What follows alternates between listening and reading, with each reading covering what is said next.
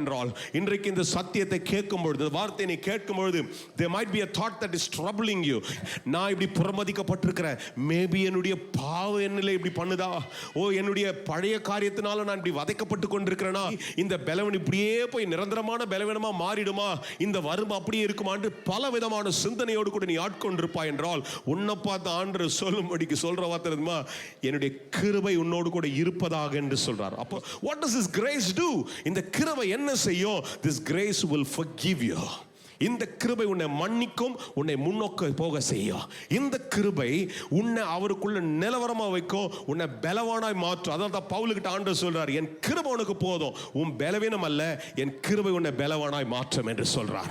அதே ஆண்டவர் தான் சொல்றாரு, ஒரு ஸ்திரீயின் இடத்துல, சமாரிய ஸ்திரீயின் இடத்துல பேசும்போது சொல்றாரு, இந்த ஈவு, இந்த கிருபையை நீ தெரிந்து கொள்வாய் என்றால் நித்திய கால ஜீவ ஊற்று உன்னிடத்துல இருக்கிறது, அது உன்னை செழிக்க செய்யும். This favor will flourish you.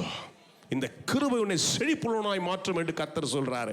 அப்ப அப்படிப்பட்ட ஒரு பெரிய மேலான வாக்குத்தத்தத்தை வச்சிருக்கிற நீ, உன் பழசையோ, உன் பயத்தையோ, உன் சந்தேகத்தையோ, உன் பலவீனத்தை பார்த்து நீ கலங்க கூடாது. நான் பலவான், நான் ஜெயம் உள்ளவன், நான் ஆசீர்வதிக்கப்பட்டவன், ஏன்னா அந்த கிருபை என்கிட்ட இருக்குதுன்னு சொல்லி பாரு, நீ ஜெயமாய் இருப்பாய்.